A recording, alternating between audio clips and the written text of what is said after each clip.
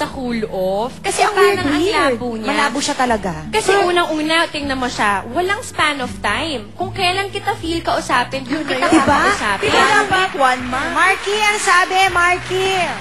Pasensya na talaga, pero at some point, risky nga siya, pero may mga times kasi parang sa tingin ko, feeling ko lang na kailangan ng cool off. So, tama ba yung girl na pagsasabihan niya yung guy na, oy... Pero yung lalo hindi niya na sinasagot, medyo nakakatakot na rin yun. Oo nga eh, alam mo, risking a lot Risky siya po eh. talaga siya, pero siguro, mayroon ding ano na... Kasi may Baka bigay din naman siya. gusto niyang suyuin din siya. Kaya lang Ay, dapat tayo magaganyan, Pakipot pa siya. Diba? At saka feeling ko mali pa rin naman siya dahil inaway niya yung guy sa harapan ng mga kaibigan. That is a big Bukso no-no. ng damdamin. Pauline. Parang lahat ng sinasabi nila sumasang-ayon ako. Meron kasi siyang tama, meron tama yung guy. Oo. Yung tama niya, kasi she just wants the best for the Of course naman, di ba? And siguro, kung kinoconsider niya na yung guy as, you know, for marriage, ayaw niya naman na ganun yung Magastos guy si sa guy, kanilang naman. dalawa. Oh, Gemma, salamat sa pagkukwento mo sa amin. Sana ay nahanap mo na ang solusyon sa problema mo mula sa binigay na payo ng ating mga guests. Tandaan mo lang na minsan ang sobrang pride din ang nagiging dahilan para tuluyang mawala sa atin ang mga taong mahal natin. At ito, para naman sa'yo, ang susunod na kanta ni Jimmy Bondo, ang I Believe with Live Music Video. Technically, kayo pa rin, pero di lang nagkikita at nag-uusap. Ayan. Eh, paano na kung between two lovers, magkaiba sila ng intindi sa cool off. At ang isa nakahanap na ng bago, habang isa naman umaasa pa na ang isa, babalik sa kanila at magkakaayusan pa sila. Ito na ang sunod na kwentong babasahin ni Sis. Hello po. Sobrang depressed po ako ngayon. Kaya gusto ko po sana humingi ng payo. Boyfriend ko po na si Ricky at halos 3 months na kaming nag-cool off.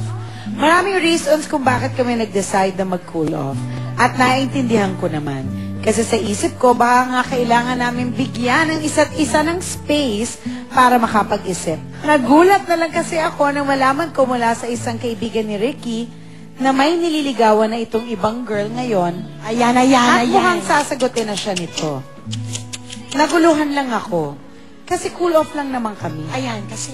At hindi kami nag-break talaga. Oh, ano ba yan? So bakit may iba na kaagad? Ay, sus. At nalimutan na niya ako. Nalaman ko rin na sinasabi niya sa mga kaibigan niyang naka-move on na siya mula sa paghihiwalay namin. Ibig bang sabihin nito, para sa kanya, hiwalay na kami? Kahit na nag-cool off lang kami. nakaget over na talagang gano'n. Umaasa pa naman ako na magkakabalikan na kami soon. 3 months? At sobrang nalulungkot ako sa nangyayaring ito. Ano po ba ang dapat kong gawin, mga sis? Nagkuba, no? Grabe, sobrang tagal. Ang taray, No, no? but ako if I was a girl, nakita mo na miniligawan ng iba yung boyfriend Move on na, mo. di ba? Move on na. Wala. Tapos, pinagkakalat niya na nga na naka-move on na siya, just accept and adjust. Yun na lang.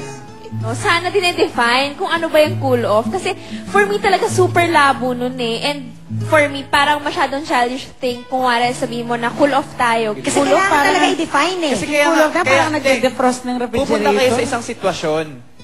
Gagawin niya ito. So, pag-uusapan niyo. So, syempre, maaaring sa guy, inintindi niya talaga, in-explain niya nga sa kaibigan niya, break na kami ni ano, ganyan-ganyan. Baka yung itindi ng guy, break eh. Hindi nakakaisip Hindi ng cool off. lalaki. Kasi hindi nga napag-usapan ng maayos. Ayan na nga, sabi nga ni Hero ay, Masyadong matagal ang 3 months kasi parang may kasalanan din yung babae. Kasi kung talagang mahal niya yung lalaki, dapat alam niya yung nangyayari. Parang hindi dapat umabot ng ganong katagal. Kasi kung mahal niya talaga, dapat alam niya yung nangyayari. Baka mamaya hindi sila nag-uusap.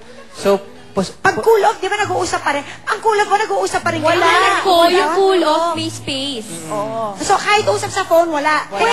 Pwede. Kaya lang hindi na yung regular na mayat minuto nagtatawagan, nagtitext, hindi na ganon. Laylo lang, kumbaga. Oo, parang Laylo lang sa... pahinga muna ng konti. Pwede yun, pwede. So, Roslyn, mahirap man on your part dahil mahal mo pa rin ang naka-cool off mong boyfriend. Pero naman, baka ito na rin ang sign na kailangan mo na rin mag-move on ngayon. Sign, mag-move on ka na!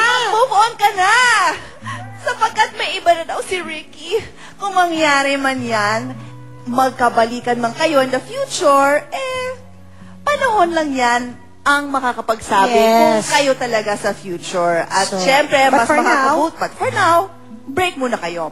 At mas makakabuting mag-let go ka na muna. Ito naman ang handog ng Kanta For You ng Sis, ang Mahal Naman Kita ni Jonalyn Viray. Paano nga ba kapag ang dalawang magkasintahan ay parang asot pusa kapag silang dalawa, pero sobrang okay naman sila kapag cool off sila? Yan ang sitwasyong hinihingi ng payo ng ating next letter sender. Dear sis, ako po si Jamie and I'm working as an instructor sa university here in Baguio. May boyfriend po ako, kaya lang ay cool off kami ngayon. This is the second time na nag-cool off kami. Pero di gaya ng maraming mag-boyfriend-girlfriend na nagko-cool off, nakikita pa rin naman kami at lumalabas together. At napapansin kong parang mas okay pa ang treatment namin sa isa't isa kapag cool off kami kaysa kung mag-on kami. Kapag mag-on kasi kami, demanding akong girlfriend, gusto ko, alam ko kung saan siya palagi pumupunta at kung anong ginagawa niya, ganun din siya nga sa akin. Gusto niya palagi kaming may time for each other kahit na sobrang busy pa sa work. Walang ganong pressure at demands kapag cool off kami. Pwedeng ako mag-decline kapag nag-aya siyang lumabas. Okay lang sa akin kapag lumalabas siya kahit madaling araw. Ibig sabihin ba nito, hindi kami talaga meant to be together? Kung mas happy naman kaming cool off lang kami? Ano po ba ang may advice niyo sa akin mga sis? Thanks po and more power to the three of you from Jamie. Okay. Alala, Alam ko na ang sagot. Ano? Huwag na lang nila i-pressure ang isa't isa. Huwag na lang sila Alam naman nila ang magsakalan. dahilan eh, di ba? Yes. At saka nakikita naman nila very clear sa kanila na, di ba nga, pag cool off sila, hindi sila nape-pressure, tapos mas nag-enjoy sila. Eh, di ganun na lang gawin nila pag parang sila pa rin naman eh. Nagkikita pa rin sila, nag-uusap pa rin sila. Or siguro kailangan lang nilang explore yung relationship as friends muna. Kumbaga, marami pa sila pwede gawin as friends siguro before sila tatalon sa next na level as boyfriend and girlfriend. Kumbaga parang one step at a time. At saka, if it works for the both of them, na ganun lang yung state nila, go. By the time na siguro dumating yung panahon na ready na kayo to really commit, tsaka nyo na lang pag-usapan. Pero as of now, enjoy. Pero ang tingin ko dyan kasi mas magandang, siguro sa sila, mas mag-best friend sila before. Maganda Pwede, no? Pwedeng ganun eh, kasi parang napaaga yung relationship nila, tapos mas enjoy silang magkaibigan muna sila, magkakilala muna silang maigi bago maging sila ulit. Well, thank you sa mga guests at syempre thank you din kay Jamie pala. Jamie sa iyong pagsusulat. May mga nagsasabi nga friendship is the foundation of a good relationship. Pwede naman kayong maging friends and lovers at the same time. Wow! This way, syempre mas maging understanding kayo with each other's thoughts and actions at maiiwasan ang unnecessary na pagtatalo. Para naman sa'yo ang next ating awitin. Hanggang dito na lang na ihatid sa atin ni Jimmy Bondo. Thank you po, sis. SOB po, huwag niyo po kakalimutan panoorin tuwing Sunday po yan, di ba, Marky? Okay, LJ. Yan, huwag nyo nga po kakalimutan, manood po ng SOP every Sunday. Syempre po, una kang naging akin, Monday to Friday, after ng 3-7. Marky, Salamat po sis. Magandang umaga po sa lahat ng mga nanonood. Please watch ang malupit na concert, TV concert, SOB po yan. come here. Huwag niyo po kalilimutan manood. Pagkatapos ng una kang naging akin, manood naman kayo ng Gaano Kadalas ang Minsan. Araw-araw po yan. Hero. Ayan, abangan niyo po yung movie namin, Sundo, under GMA Films, starring Robin Padilla, Sunshine Dizon. Pauline. Yes, thank you, sis. Abangan niyo po ang Luna Mystica ngayong pong November na yan. Okay, salamat sa ating sis staff. Yes. Sa ating live music video, we'll see you again. Bye! Bye, everybody! I love you.